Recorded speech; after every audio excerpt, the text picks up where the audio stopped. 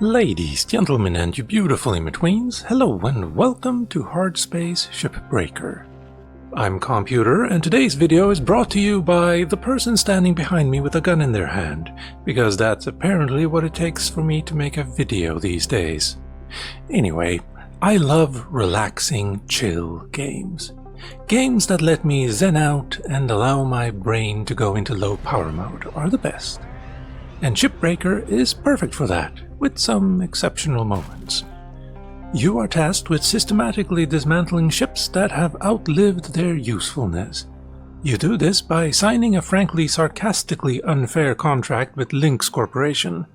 Note, LYNX is not an acronym. Examples: you give LYNX full and sole authority to administer your financial accounts. Your employment may be terminated at any time or place at the sole discretion of LYNX Corporation. You may not quit under any circumstance. You must vote for Chancellor Zheng Zhang in the next election. Again, this is not a full accounting of the list. This is not legal advice, just an example. You are given a glimpse of a newspaper before accepting the contract, and things seem pretty dire on Earth. So maybe this isn't so bad, on balance? At least you get a bed, a pressurized habitat module, and choice of the food you want, with or without plastic, and a glimmer of hope at the end of a very long tunnel. Maybe. As you boot up the game, you are given a choice of game mode: OpenShift, Standard, Limited, or No Revival. Standard gives each shift a 15-minute time limit, and later more advanced ships can take up to 5 to 10 shifts to completely dismantle. OpenShift removes the time limit, giving you the time you need to fully dismantle a ship at your own pace, without a timer breathing down your neck. In OpenShift, you are also given the option to disable the oxygen timer, which we'll get to.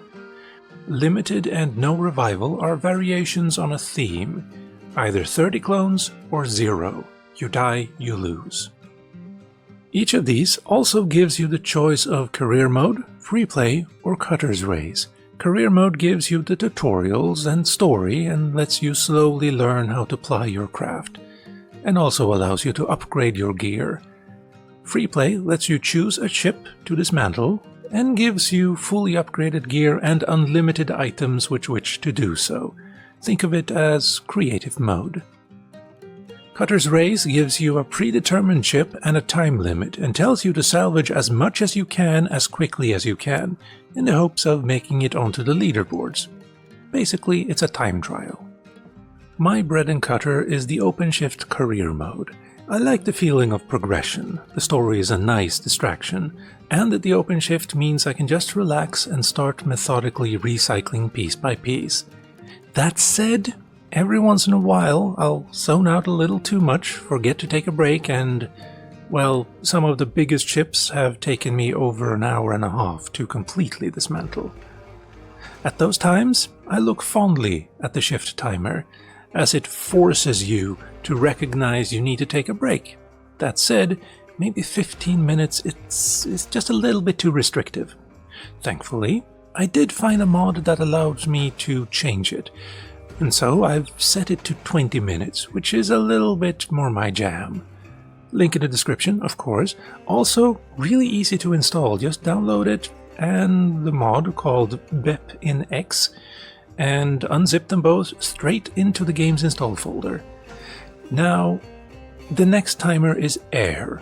In career mode, it at first only lasts about 6 minutes or so, but you can upgrade it to last an entire shift, and even to refill when in pressurized areas. But even with all that, refilling on your own really just means having to return to the kiosk at the hab entrance to buy more air. So it's not really a big bother. But where are my manners? We're already 5 minutes into the review and I haven't even talked about the main gameplay yet. It's all well and good to say you'll be dismantling ships, but how do you do that? Pretty important topic to discuss. As you progress through the career mode, gaining more certification ranks, the foreman, Joe, will drop feed you new mechanics to be aware of. You'll be given a tutorial ship to dismantle and he'll walk you through the process. These are good tutorials. They're awesome, in fact. My one nagging little concern: you cannot not take them. Let's say you're perfectly happy only taking on hazard level 4 or 5. Well, when you reach a certain rank, the next tutorial ship will be the only one you can choose. And once you're certification rank 24, your choices will only include hazard level 7 and above. But again, I'm getting sidetracked. All of the components of a ship need to go into either the furnace, the processor, or the barge. You can use your scanner to determine which part goes where. Things that need to go into the furnace are orange, things that yearn for the processor are blue, and everything else goes into the barge. But in reality, the outer hull goes into the processor, structural pieces and glass goes into the furnace, and all electronics and cargo go into the barge. With a few exceptions, it's mostly that simple, and when you use your grabber on something, the HUD will tell you where it should go. In the scanner, anything that is yellow is a cutting point. Destroying these won't cost you anything and will let you pull the ship apart piece by piece. The only time you need to worry about doing a cut is if the ship is pressurized, as it can cause explosive decompression. And the scanner will tell you which parts are pressurized, green, and which parts are unpressurized, red, or open to vacuum, white. You should use an onboard atmosphere regulator to depressurize the compartments safely first. But it is possible to do an explosive decompression safely. In fact, sometimes it is necessary. You just have to make sure that there are no objects floating around in the compartment, because they'll go all over the place, and if they hit the reactor or a fuel tank or anything else explosive, boom. Let's just say you got through all of that. The ship is depressurized, you got the hull off, you've started moving electronics down to the barge, all is going well. What are some hazards you might be forced to enjoy? Fire, coolant, radiation, electrical sparks, blunt force trauma, and of course, as mentioned earlier in a roundabout way, asphyxiation. Yes, even if you disable the oxygen timer, if you crack your helmet, you'll run out of oxygen. Get back to the kiosk at the hab and buy a suit repair kit. And oxygen, probably. Joe the foreman will worry you greatly as you are introduced to your first reactor. He'll say, get it to the barge as quickly as you can before it explodes. But don't panic. The HUD will show the reactor's health with a bunch of pips. Each pip is approximately 10 seconds. So a Class 1 reactor has around 50 seconds before meltdown. Class 2s are a little different. They have both a fuel and a coolant connected to them. If you pull the reactor as is, it'll have 5 pips. If you flush either the fuel or the coolant, it will have 10. If you flush both, it'll immediately start meltdown, but at 15 pips. So over 2 minutes before it explodes. Probably shouldn't leave it near the ship, however, as it will be sending out electrical sparks that can cause other things to explode. But plenty of time. I still usually make sure it's the second to last thing I do on a ship, right before feeding the skeletal remains to the furnace god. Even in open shift, you can go back to the hab and close the shift anytime you want. Next time you're ready to get out there, you can either continue on the same ship or abandon it for a new ship if you feel like it wouldn't be worth the money to finish the old one. When you end a shift, however, it does come at a cost. Around 500,000 credits, in fact. As long as the ship you're salvaging gives you more than that per shift, you'll slowly decrease your debt. Most of that fee is the cost of renting your equipment, which leads us nicely into the progression system. Every time you meet a salvage goal, you earn LYNX tokens, LT for short. These LT can be spent on upgrading your equipment.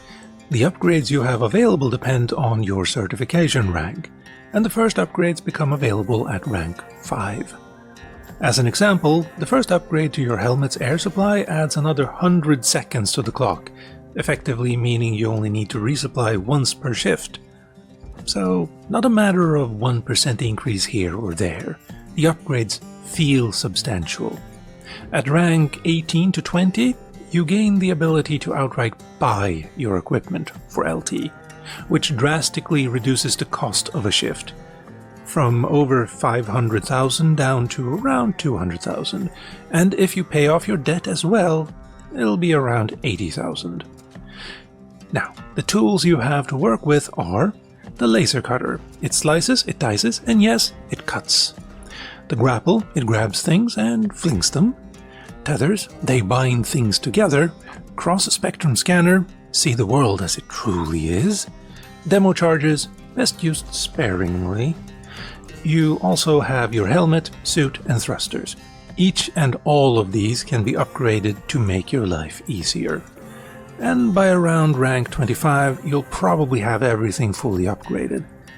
Sadly, the cutter will not ever be quite as powerful as the one in the intro is, but nevertheless, all the upgrades feel meaningful and will make your job easier. The music is amazing and matches the vibes of the rest of the game immaculately. I will never get tired of the folk music in space aesthetic. I also like that the music changes drastically when you get close to a hazard, or how the radio goes haywire when you accidentally slam a bulkhead into your helmet. That said, after 60 hours, the acoustic version of Cats in the Cradle is at this point claiming squatters' rights over my brain, and I wish there were more tracks, or that I could add my own music to the in-game playlist. In short, the music is good, I just wish that there was more of it, so it didn't become so repetitive. I'll talk about the story in a non-spoiler way and then let you know when I'm getting into the spoilers if you wish to skip ahead. As I mentioned, you sign a contract to work for LYNX Corporation. They pay for the transit to your station and you get a bed, food and rented equipment to use. You also have some co-workers that keep you company over the radio. There's the foreman, Joe, who's been through the ringer his whole life and just wants to survive till retirement. And then there are the cutters. Lou, who the first time you talk to her tries to sell you on the idea of a union to better your lot in life. Dee Dee, who, like Joe, has been through a lot and doesn't want to rock the boat.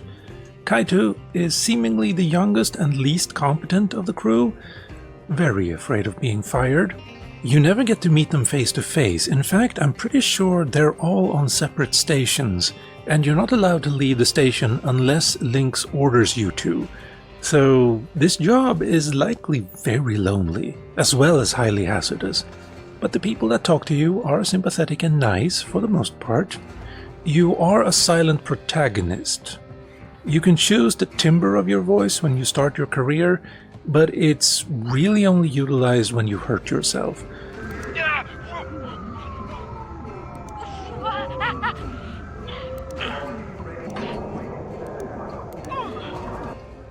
Joe and Lou are the ones you will hear from the most.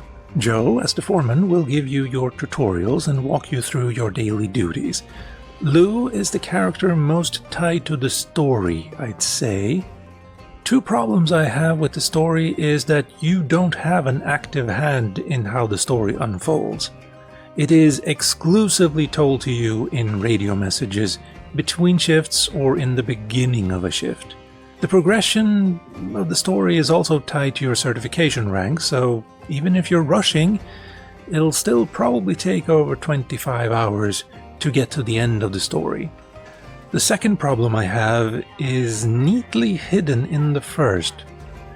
The story is narrated at you between shifts, when you don't have a lot to do, so you just sit there and listen, unproductively, and there's no way to skip those conversations if you want to replay the career mode.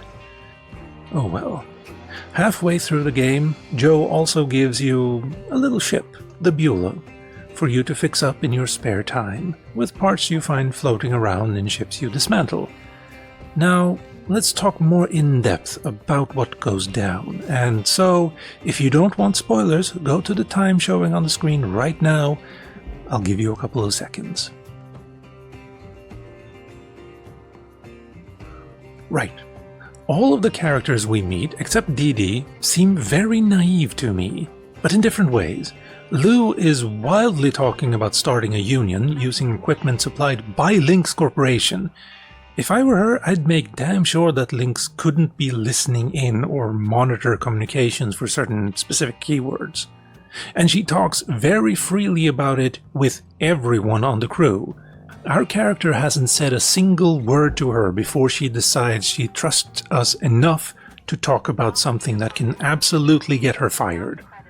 And sure enough, word gets out that people are talking about unions. So LYNX sends out representatives to all of the sectors. The one you get is Hal. Listen up, folks. Let me introduce you to Hal Rhodes. No need for introductions, Weaver. I know who you all are. Let's just get right into it. I know you don't love a middle manager like me coming in, making life hard.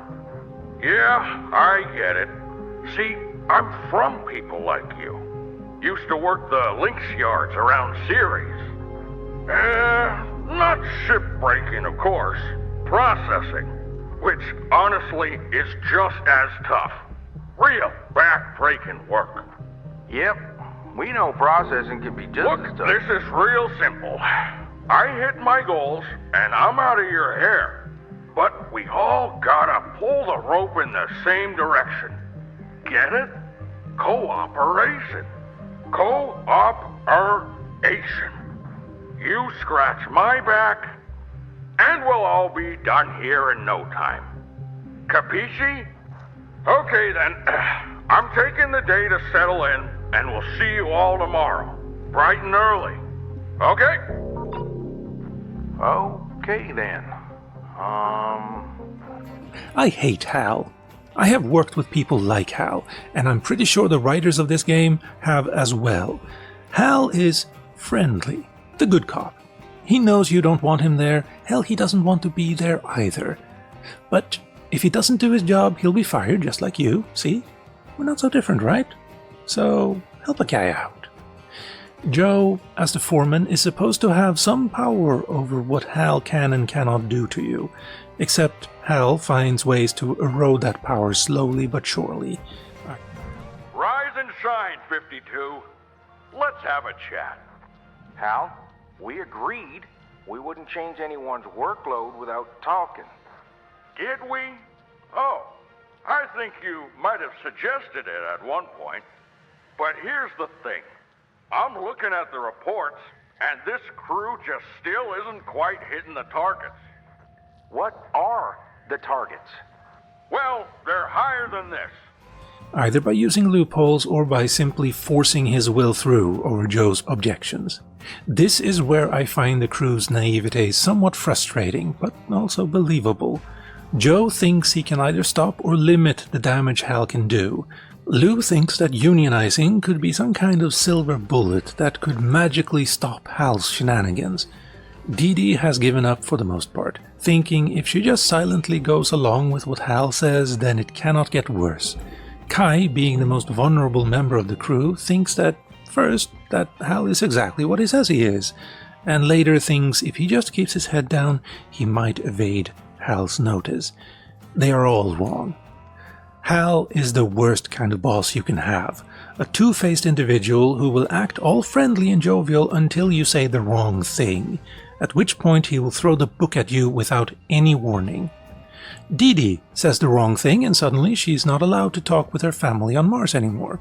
Kaito is running behind quota, so Hal forces him to work on more and more dangerous ships over Joe's warnings and objections. Hal says basically the kid can handle it, which, spoiler, he cannot. Once he figures out what is what and who is who on this crew, he targets the most vulnerable, Kai, and threatens to fire him if he doesn't give up access to the Union group chat, which he does. That leads to Lou getting immediately fired, and everyone else gets told, as per Section 19C of your employment contract, You and everything you own now belongs to LYNX Corporation. Gather up, fellas. Gather up. I got something to share with you all. A real treat. Hold up. Where's Lou at? We'll come to that. Now, I'm gonna read a message I acquired last night. To Group Undisclosed.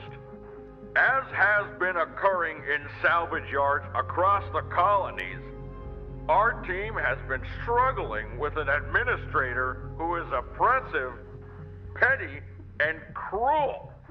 This official puts our safety at risk and assaults the mental health and well-being of our team. These clear tactics of oppression are being used to undermine the strength and will of our crew. We need to show LYNX and the world that we are not without power, and we will no longer tolerate being treated as less than human.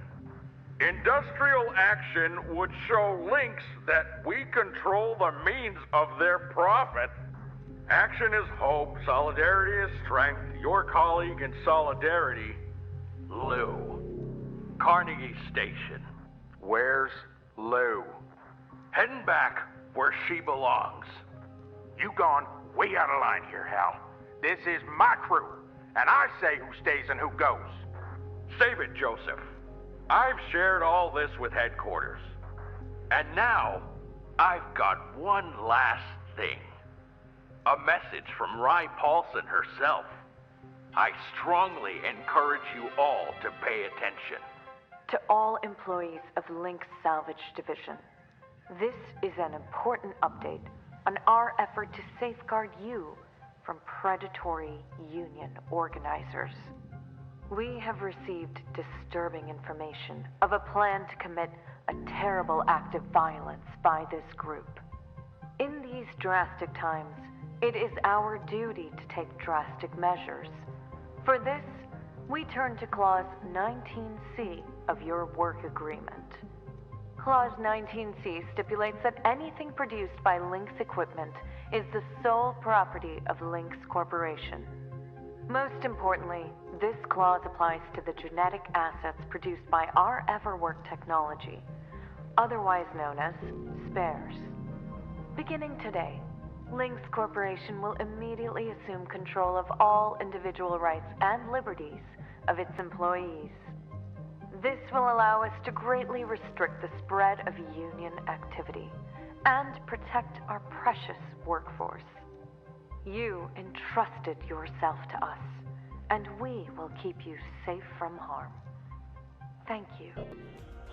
The ship you've been repairing gets impounded, and you're threatened with sanctions for stealing items from salvage to repair it. LYNX can now do whatever they want. Everyone more or less gives up. Hal keeps forcing both you and Kai to do more and more dangerous ships, and so things slowly deteriorate. Until Lou hacks into the LYNX communications, letting you know the fight is still on. What has been happening in your sector has been happening across the entire solar system. The Union has a plan, a way to show LYNX that they need us as much as we need them. An industrial action. All cutters are to destroy their salvage at the same time. The potential loss to the company could run in the trillions of credits, and we are the trigger. When we start, the other sectors will follow. And from this point, the industrial action is technically optional. You can just ignore it and happily pluck away at the other hulls. When you take on the industrial action, however, is when things really kick off story-wise. It's your job to cause as much destruction as possible. All those things you've been spending every minute trying to avoid, do them to your heart's content. I made sure that every compartment in the ship was filled to the brim with loose objects, and that all that debris had a more or less clear shot at something explosive. Like the reactor, the thrusters, fuel, all of that nice stuff. And then, when I popped the thruster nozzle, it only took a few seconds for the ship to blow up. You should have seen it. It was something. Really wish I had thought to record it. Now, of course, blowing up the reactor only got me part of the way to the goal, so after that I had to slowly and methodically chuck almost everything else into either the processor or the furnace. Ironically, doing it the normal way would probably have been faster. Just make sure to throw everything in the wrong receptacle. While you're doing all of this, Joe, Hal, Dee Dee, and Kai will be talking to you and each other. Hal will get more and more unhinged, rambling incoherently and trying to turn off your suits and salvage yards. That's it! Penalties for all of you! Destruction of company property, insubordination, improper use of equipment, 20 million credits. Oh yeah? That going on top of the millions we already owe? Yeah, sloppy cutting fee, 50,000 credits. Using a right-handed tool in your left-hand fee, 600,000 credits. What on earth are you talking about? Sarcasm fee. Come on, Hal. Informally addressing a superior fee. You ready to arrange that chat yet, Hal? Joseph, what have you done? None of these stupid things are working. Aha! Now here's something you forgot to block out, Joseph. Ah, beautiful. How, you stupid petty? Remember this, people. You don't have power here.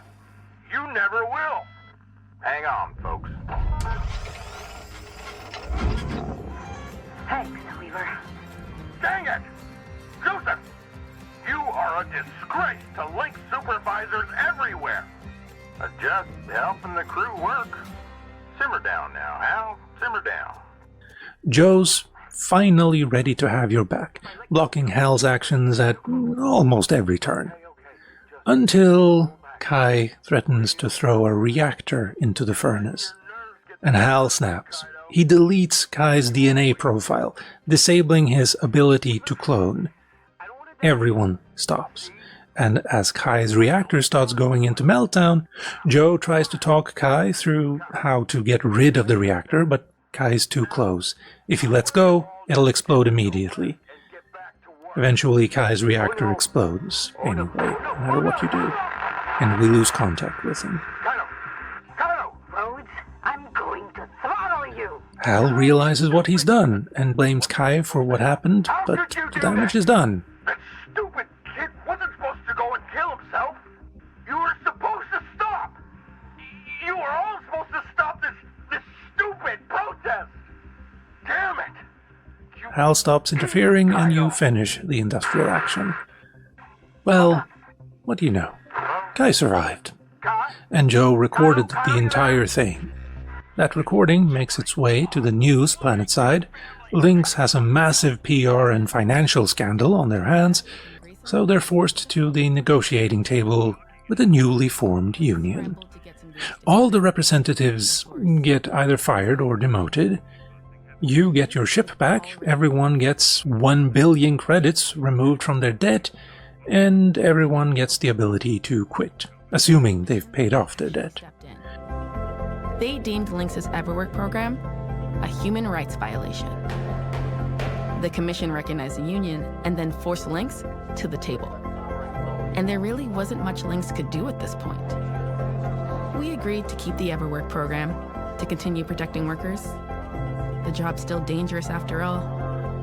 But we demanded some major changes to the policies. First, full reversal of the huge fees forced onto the program's participants. Then, complete removal of clauses like 19C. Their whole bag of tricks designed to strip us of our rights. Almost overnight, our humanity was restored. LYNX also ditched their swarm of administrators. They no longer served a purpose to the company. As for Hal Rhodes, LYNX couldn't ignore that he was at ground zero of our revolt. He's right back at his old job, processing. Real back-breaking work. Calicia Rai Paulson went untouched, of course, and everything on the administrators. Her and the rest of her family continue to operate and profit from LYNX. Some of us will continue to fight. Others, they're just happy to get back to work. Also, particular to your sector, Kai needs a bit of time to recover. Lou gets rehired, Joe gets a job offer that's too good to pass up, and Dee Dee takes over as foreman. At this point, your debt most likely is entirely paid off. You just need to finish repairing your ship, and you can leave. Everything is neatly tied up. You might have a few achievements left to get through, so you can keep playing. Oh, speaking of achievements, there are 2 tied to the industrial action: Disagree and Commit and Solidarity Forever. One is to complete 3 salvage goals, the other is to fail 3 salvage goals. Now, because there are only 5 salvage goals, they seem mutually exclusive, and if you play normally, you'll need to replay the entire game to get both. Or you can complete 3 goals and then Alt F4 out of the game upon getting the achievement, then restart the industrial action from scratch and fail all of the goals. Story-wise, it doesn't matter which you choose to ultimately do. The ending of the mission and the game as a whole plays out exactly the same way either way. While it's nice to have a genuinely good ending, it feels a little odd that everything would have happened more or less, if not exactly the same, if you hadn't been there. Let's call it the Indiana Jones conundrum. Also, if you're anything like me, you've been focusing on getting rid of the debt as a goal. And having it effectively wiped out at the end of the story felt anticlimactic. It made the game a little too easy to put down. The only thing I have left to do is collect some posters, stickers, and logs. Oh, I should mention, while we're still in the spoiler section of the video, after the story concludes, you're able to quit. It requires 2 things, a functional ship and a paid-off debt. At this point, it is perfectly safe to leave. You'll see a nice cutscene, and then the credits will roll. After the credits, you'll wake up in the hab again, ready for more shipbreaking. Basically, LYNX just printed a new spare of you. You still do have the Beulah, even though that's the ship you left on in the ending cinematic, as well as the same amount of money as before. It's probably best not to think too deeply about those things, and just enjoy your newfound freedom. And that concludes the spoiler section of this video. There are 4 types of ships: Macro, Atlas, Javelin, and Gecko, and each have several subtypes, like Research Vessel, Cargo Hauler, Station Hopper, Salvage Runner, etc. Each type and subtype also has a ghost variant, basically ships that were abandoned for one reason or another, and they come with certain extra challenges. Ghost ships only appear in career mode. You cannot choose them in freeplay mode. Each ship comes with subsystems like a reactor, generator, thruster, fuel storage, environmental control units, or ECU for short. A Class 1 reactor is easy to disconnect. Just pull it out. Sure, it'll explode in 50 seconds unless you get it to the barge, but you can leave it till last, just to make sure you have a clear line of sight from the reactor to the barge. A Class 2 reactor is a bit more complex. It is connected to an environmental control unit and the thrusters.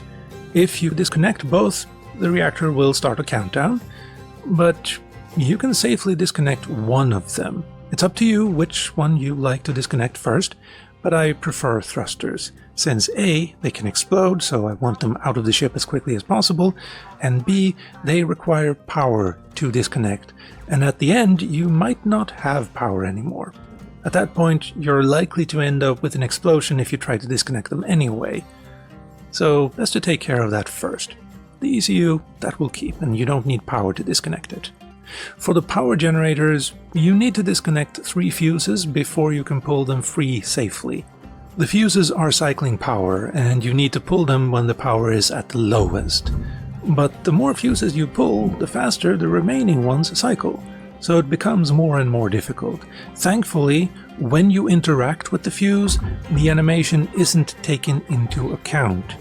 Even if the animation reaching for the fuse takes a second, and the fuse is only going to be empty for another 0.1 seconds, the moment you click, if it's empty, it'll work. Once all 3 fuses are disconnected, the 3 lights around the generator will turn green and you can disconnect it without worry. Oh right, once the generator is disconnected on a bigger ship, doors, environmental regulators and thruster disconnects will no longer work. So vent all compartments and thrusters and open all doors first.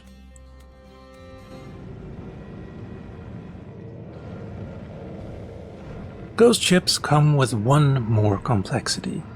They're haunted. When you go to enter a door, maybe it closes in your face or right behind you, or maybe the lights get turned on or off, or all the air gets vented from the compartments randomly.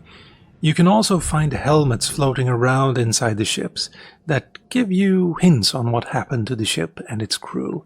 Oh, and finally, the music will be turned off or sound weird. The truth of the matter is that the ship is riddled with AI nodes.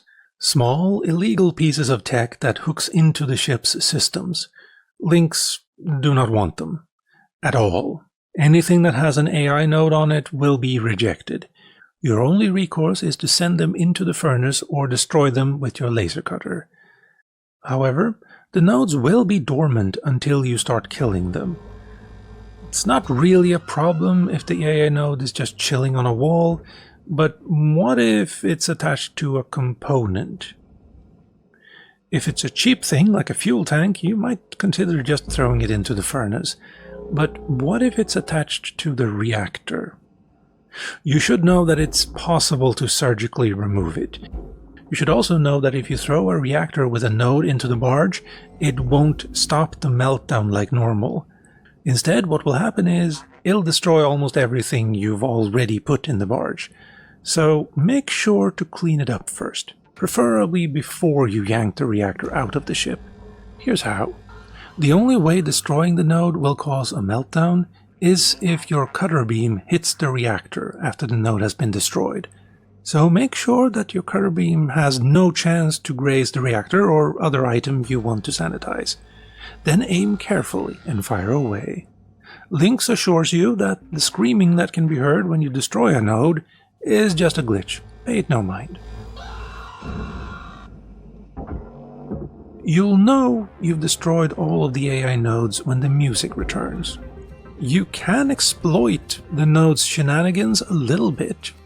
If you find a pressurized room that doesn't have a functional atmosphere regulator, you can wait till the AI vents the room before destroying the door or putting a hole through a wall. And if you keep doing that, you can prevent explosive decompression entirely. It just takes time. Time you might not have in a normal career mode, but still, the option is there. Next, let's talk collectibles. As you explore the ships, you'll encounter things on the walls or floating around in the compartments that you can pick up. These are posters, helmets, data drives, credit drives, and parts like wires, heatsinks, and circuits, etc. The wires and heatsinks and so on that you find, you'll need to collect to fix the ship Joe gave you. The data drives contain text and audio messages that explain the lore of the universe, and you can put the posters you collect in your habitation area to make it seem cozier than it actually is. Also, by achieving certain goals, you can collect stickers that you can put on your cutter or grapple. You can even get foil versions of stickers by collecting 2 or 3 normal stickers of the same kind and combining them. Sadly, there is a bugged sticker you can never get. The foil sticker called Ghost Apparel. It requires you to collect 6 helmets in total, but the game only has 5 helmets, which is like an itch in my ADHD brain that I simply cannot scratch. Speaking of frustrations, The physics in the game is a little wonky at times.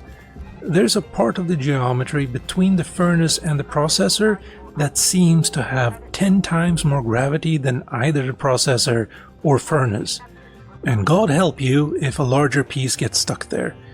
You can put 50 tethers on it and grapple it and it still won't move. Just be especially careful when dismantling an Atlas engine. Thankfully, you can use another glitch or bug with the physics to move said large piece. Pick up a smaller item and move it into the larger one to push it. In fact, using smaller debris to move larger ones is my preferred way to get things done these days. You can't use a bottle to move the ship, I don't think, but you can use a smaller section of the hull to move something 10 times its size. I would have preferred if the developers simply made the grapples upgrades a bit more powerful, but this is what we got. Also, the center of gravity on some items seem off, especially the thrusters. They can spin like tops sometimes. Something it took me way too long to realize is that you can manipulate the item you're grappling pretty delicately. Your movements are translated to the thing you're grappling. If you spin, it spins. If you look down, it'll rotate down. If you strafe left, it'll start moving left.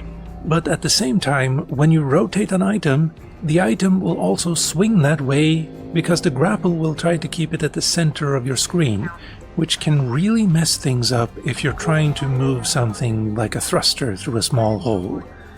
All I can say at that point is good luck.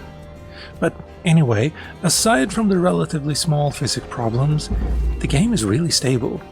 I've only had a single crash and it was on the Steam Deck, which is fair. The years spent in early access were well spent, it seems.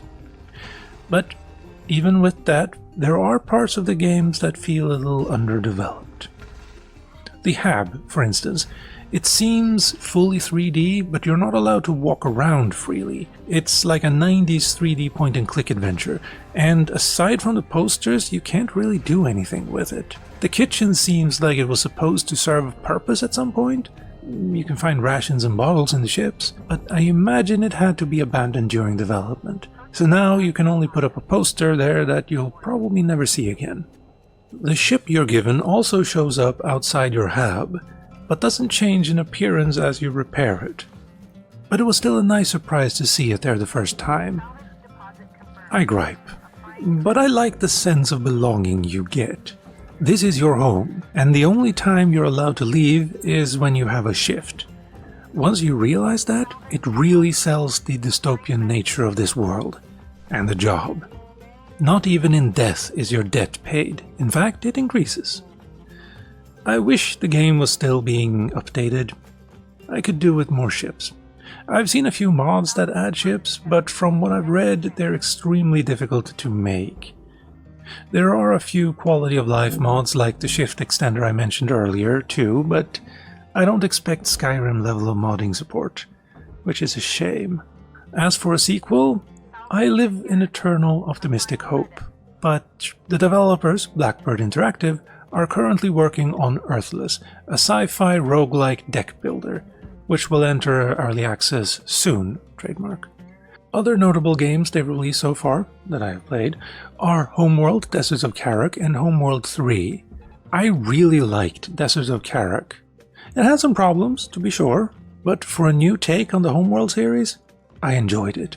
I cannot say the same about Homeworld 3, let's just leave it at that. If we get a sequel, it'll be a while, and the story would have to evolve. Maybe you're on a free salvage runner on the lookout for derelicts. Think a combination of Shipbreaker and Star Trucker, kinda. Speaking of which, I really need to play that. Oh well, on the list it goes. Another option is to give a nod to the game's history.